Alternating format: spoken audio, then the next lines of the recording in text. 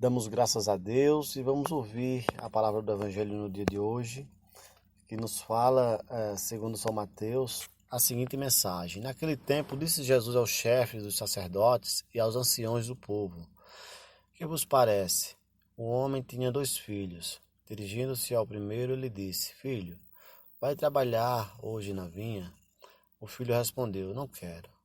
Mas depois mudou de opinião e foi.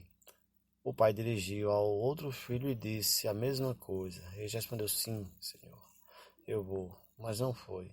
Qual dos 2 fez a vontade do pai? Os sumos sacerdotes e os anciões do povo responderam: O primeiro. Então Jesus lhes disse: Em verdade eu vos digo que os publicanos e as prostitutas vos precedem no reino de Deus. Porque João veio até vós no caminho de justiça e vós não acreditastes nele. Ao contrário, os publicanos e as prostitutas creram nele. Vós, porém, mesmo vendo isso, não vos arrependeste para crer nele. Um exemplo que Jesus nos dá é entendido se nós considerarmos a nossa família, por exemplo. O pai solicita algo e o filho diz que vai fazer e não faz. Jesus deu esse exemplo como Deus dá a autoridade aos sumos sacerdotes, aos doutores da lei, os ensinamentos e a missão de ensinar o povo. Eles dizem que vão fazer, é como se algum religioso, fizesse um voto com Deus, né? Um voto dizendo sim, eu vou fazer, e não faz o voto, ou faz errado, ou faz corrupto, ou faz injusto. Foi o que Jesus quis dizer aos sumos sacerdotes da época. Eles estavam errados, estavam corruptos, estavam injustos. E aqueles que não recebeu, não disse sim a Deus no primeiro momento, aí ele deu o exemplo das prostitutas, enfim, dos publicanos, que era um povo que era, vamos dizer assim, pagão, que não cria em Deus, no primeiro momento.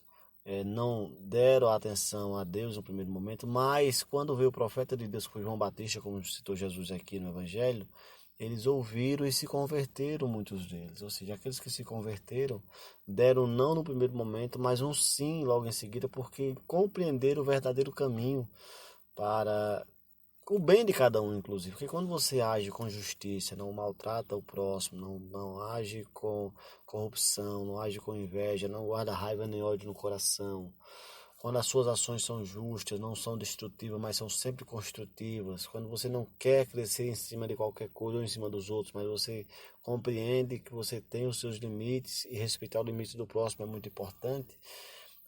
Quando procura essa conversão, vai se eliminando os pecados, as culpas, o corpo físico e espiritual vai se fortalecendo mais e mais, até que você fica um super-homem, uma super-mulher, vamos assim dizer, para seguir em qualquer função na vida.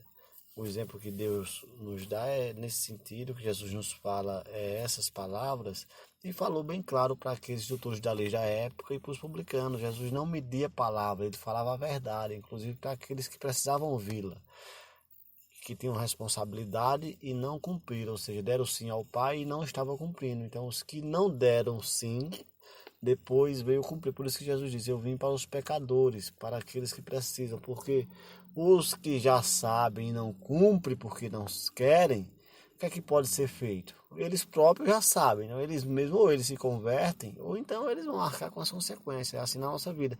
A gente sabe que algo é errado, que algo é injusto, que algo é corrupto, a gente faz, mesmo sabendo, né? A gente tem que arcar com as consequências e que Deus possa ter a misericórdia no seguinte sentido, de que ao aplicar a justiça divina, aplique ela de forma não a destruir permanentemente essas pessoas, esses seres, esses sentidos, mas pelo menos a aplicar a justiça divina para que eles possam ter a possibilidade de algum dia retornarem ao crescimento e ao entendimento correto do ser humano, do ser divino, do ser espiritual de Deus.